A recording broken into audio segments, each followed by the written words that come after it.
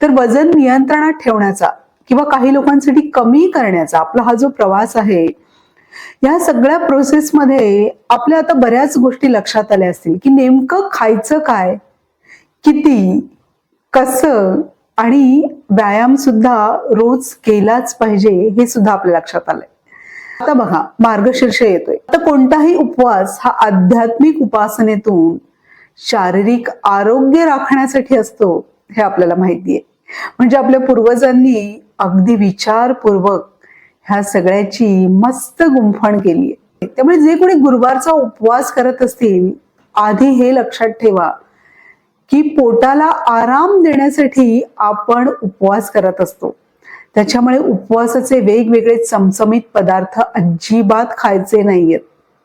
साबुदाणा खिचडी, वडे किंवा बरंच काय काय बनवतात, पुरी वगैरे काय काय बनवतात उपवासासाठी, किंवा उपवासाची थाळी. सहज कधीतरी गंमत म्हणून चव घ्यायला हरकत नाही, पण उपवासासाठी थाळी बनवून खायची म्हणजे आपल्याला मूळ उद्देश कळालाय का उपवासाचा, ह्याचा विचार करण्याची वेळ आलेली आहे. असो, उपवासाच्या चमचमीत पदार्थांऐवजी आता फळं, त्याच्याबरोबर थोडा सुकामेवा किंवा कंदमुळं असा तुमचा उपवासाचा आहार घेत जा. किंवा आणखीन तुम्हाला काही सुचत असेल ते. पण कोणतेही उपवासाचे पदार्थ हे पचायला हलके, लो कॅलरी, ऍसिडिटी होणार नाहीत असे असायला हवेत, हे लक्षात ठेवा.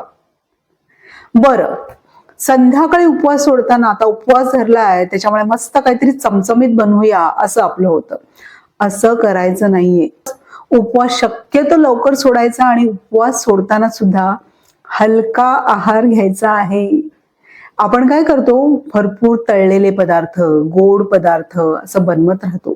ठीक आहे, नैवेद्यासाठी वगैरे तुम्ही काही बनवत असाल, जरूर बनवा, पण आपण ते खाताना आपल्याला हलका आहार घ्यायचा आहे ह्याचं भान ठेवणं खूप आवश्यक आहे. आता नॉनव्हेज वगैरे खाणारे लोक मार्गशीर्ष महिना धरतात, म्हणजे पूर्ण महिना शाकाहार घेतात. आता ही तर खरंच सुवर्ण संधी आहे आपल्याला वजन नियंत्रणात ठेवण्यासाठी. काय असतं, आपण कितीही प्रयत्न केला ना तरी जेव्हा ते मसालेदार पदार्थ खातो ना, आपण स्वतःला रेजिस्ट करू शकत नाही. पूर्ण महिनाभर जर शाकाहार आपण घेणार असू ना, तर त्याच्यामध्ये आपण खूप छान बदल करू शकतो. म्हणजे वेगवेगळ्या प्रकारच्या कोशिंबिरी, कढण, सूप्स किंवा उकडलेल्या भाज्यांच्या कोशिंबिरी असे बदल करून आपण आपला आहार खूप शिस्तबद्ध ठेवू शकतो. वजन पण नियंत्रणात राहील किंवा वजन कमी व्हायला मदतच होईल.